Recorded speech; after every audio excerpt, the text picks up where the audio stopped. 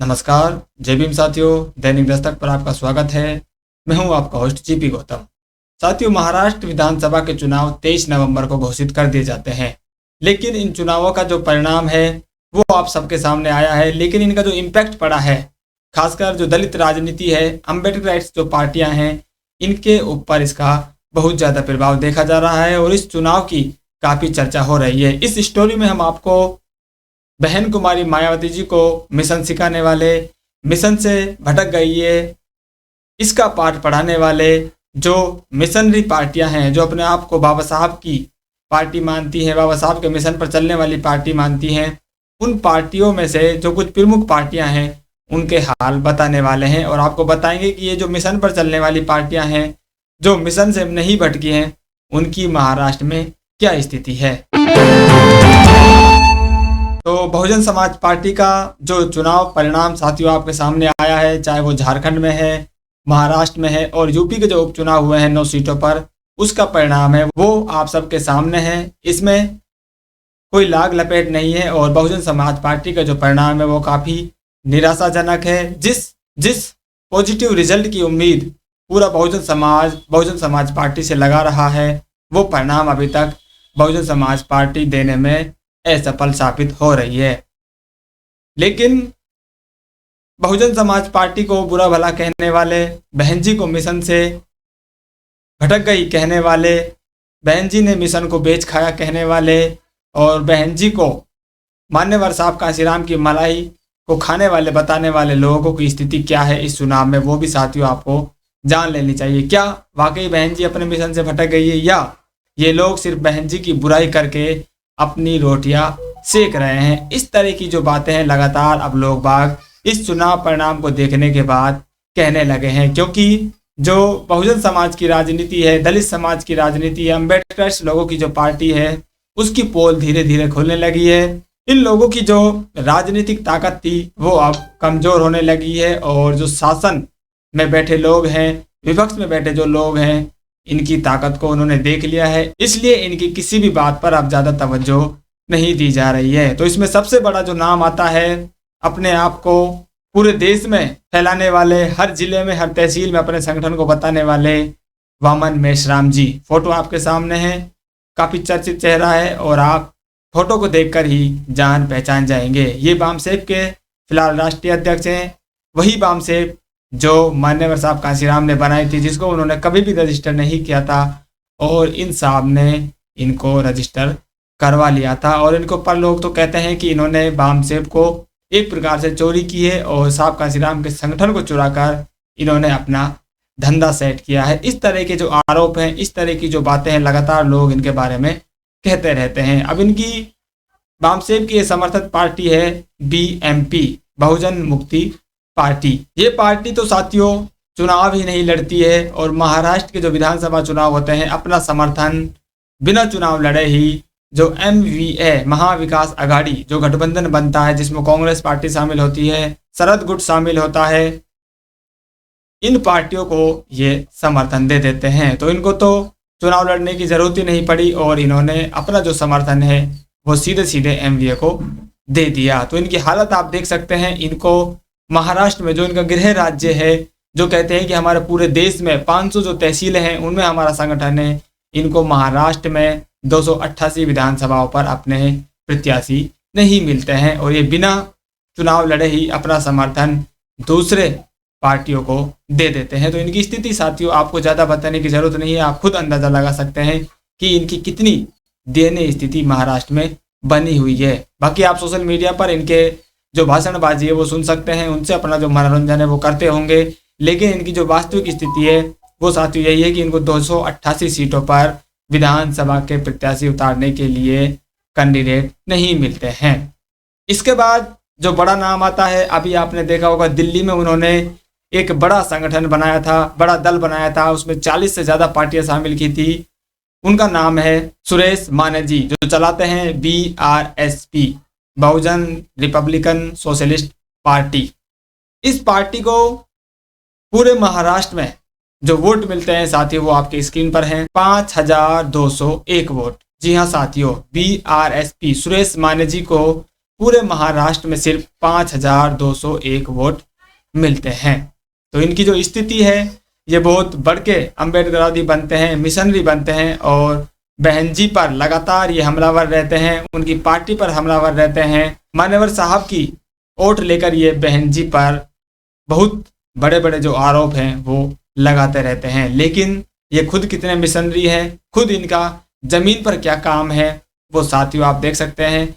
जो महाराष्ट्र इनकी धरती है, जहां पर इन्होंने काम किया है, उस धरती पर इनको लोग सिर्फ 5201 वोट से नवाजते हैं। तो इनकी जो वास्तविक स्थिति है वो आपके सामने है। अब इनका आप कंपैरिजन जब साथियों बहुजन समाज पार्टी से करेंगे या वंचित बहुजन आघाड़ी पार्टी से करेंगे तो आपको इनका जो आकलन है वो सही सही पता चल जाएगा कि वास्तव में अगर मिशन को कोई चलाने वाली पार्टी है, सच्चे और ईमानदारी से अगर मिशन पर कोई पार्टी चल रही है तो वो कौन सी पार्टी है। आगे आप देखिए, यहीं पर लिस्ट खत्म नहीं होती है। 5 पार्टियों के नाम मैं आपको बताऊंगा, जिसमें बीएमपी एक हो गई है, बीआरएसपी एक हो गई है। अब उसके बाद आती है रामदास अठावले जी।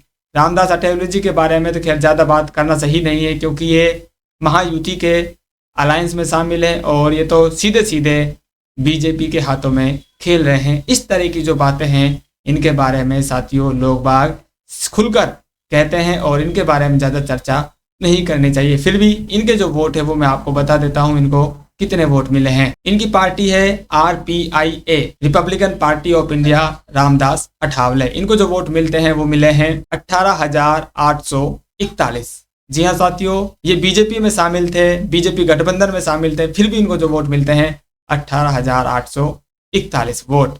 इसके बाद जो पार्टी आती है वो है API, Ambedkar rights party of India, जिसको चलाने वाले हैं विजय मानकर जी। बहुत बड़े कैडराइज व्यक्ति हैं और बड़े बड़े प्रोग्राम भी ये करते रहते हैं बहन जी पर, बहन जी के मिशन पर। और ये जो बहुजन मिशन चल रहा है, बहुजन राजनीति चल रही है, जिसको लीड करने वाली एकमात्र नेता है इस समय बहन कुमारी मायावती जी, इन पर आपने इनके बड़े बड़े जो भाषण हैं, बड़े बड़े जो आरोप है वो कई बार सुने होंगे। तो इन अम्बेडकरवादी नेता के जो वोट आए हैं वो आप देख लीजिए 1184। तो 4 बड़े अम्बेडकरवादी जो अपने आप को बताते हैं बहुजन मिशन को चलाने वाले बताते हैं, ईमानदारी से काम कर रहे हैं, जमीन पर काम कर रहे हैं, उनका पूरे देश में संगठन है, उनकी स्थिति साथियों आपके सामने है। किसी भी व्यक्ति को या किसी भी व्यक्ति की पार्टी को 20,000 वोट नहीं मिले हैं। 20,000 तो आप छोड़ दीजिए, रामदास अठावले जो बीजेपी के साथ शामिल है उनको 20,000 वोट नहीं मिलते हैं। बाकी जो लोग अलग अलग लड़े हैं उनकी स्थिति आप देख लीजिए, किसी को 1100 वोट मिल रहे हैं, किसी को 5200 वोट मिल रहे हैं। और एक पार्टी तो चुनाव ही नहीं लड़ती है, अपना जो आत्मसमर्पण है वो पहले ही किसी दूसरे गठबंधन के सामने कर देती है। तो 4 पार्टियां साथियों आपके सामने हो गई है। एक और व्यक्ति का जिक्र मैं यहाँ जरूर करना चाहूँगा और वो व्यक्ति हैं राज रतन अम्बेडकर जी, जो इस रेस में नए नए शामिल हुए हैं।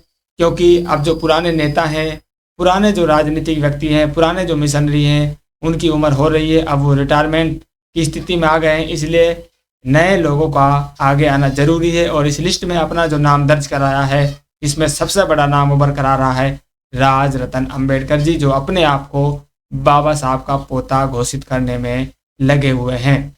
ये बातें साथियों मेरी नहीं है, ये बातें सारी लोग बाग सोशल मीडिया पर लगातार इनके बारे में अब कह रहे हैं और इस चर्चाएं चल रही हैं कि अभी जो पुराने नेता हैं इनकी उम्र हो रही है, इसलिए नए नवेले चमचे अब पैदा हो रहे हैं और पैदा किए जा रहे हैं, जिनमें अब जो नाम है एक चंद्रशेखर आजाद जी का भी लिया जा रहा है और दूसरा जो नाम है वो राज रतन अम्बेडकर जी का लिया जा रहा है। इनके जो टोटल वोट आते हैं, इनके आते हैं 194 वोट।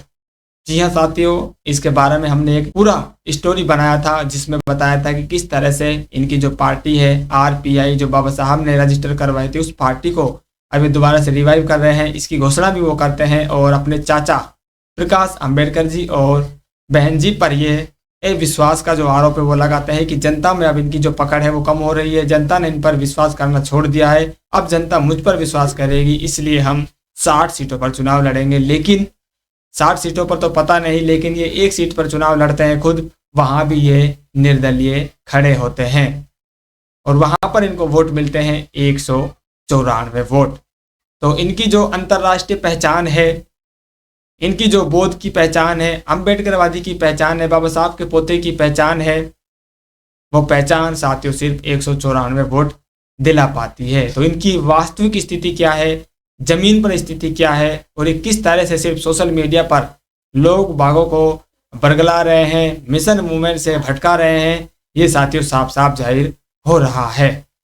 बहुजन समाज पार्टी जो उत्तर प्रदेश से महाराष्ट्र में चुनाव लड़ती है, वो पार्टी 200 से ज़्यादा सीटों पर चुनाव लड़ती है, 237 सीटों पर।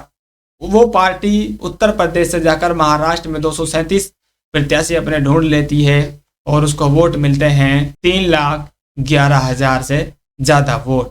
तो इन सभी पार्टियों के वोट आप जोड़ देते हैं साथियों, तब भी बहुजन समाज पार्टी से बहुत ही कम वोट इनके मिलते हैं। तो एक पार्टी जो उत्तर प्रदेश से जिसके नेता आते हैं, वो पार्टी महाराष्ट्र में इनसे कई गुना वोट ज़्यादा ले लेती है और उस पार्टी को ये कहते हैं कि ये तो मिशन से भटक गई है। तो इनको आईना देखने की ज़रूरत है और लोग बागों ने इनको वोट देकर सही आईना दिखाया भी है। तो ये हमारे जो खुद को मिशनरी साबित करते हैं, मिशनरी कहते हुए नहीं थकते हैं और दूसरों पर आरोप लगाकर अपनी जो रोटियां हैं वो सेक रहे हैं, इन लोगों की वास्तविक स्थिति क्या है साथियों, वो मैंने आपके सामने बता दी है। ये जो चुनाव परिणाम साथियों आप देख रहे हैं, जो भी वोट मैंने आपको बताए हैं, ये सारे वोट हमने 2 दिन की मेहनत से आपके सामने निकाले हैं। महाराष्ट्र की 288 सीटें, सभी सीटों का वोट देखकर एक एक पार्टी का जो वोट है साथियों वो निकाला गया है, तब जाकर हमें ये जो वोट है ये मिला है। आप चुनाव आयोग की वेबसाइट पर जाएंगे तो आपको ये आंकड़े हैं देखने को नहीं मिलेंगे। इसलिए आपकी सुविधा के लिए मैं लास्ट में एक स्क्रीनशॉट और दे रहा हूँ, आप इस फोटो को स्क्रीनशॉट लेकर शेयर कर सकते हैं। तो आपका इस विश्लेषण पर और अम्बेडकरवादी नेताओं पर आपका क्या कहना है, अपनी राय जरूर कमेंट कीजिए। फिलहाल इस अपडेट में इतना ही, मिलते हैं नई अपडेट में, तब तक के लिए जय भीम।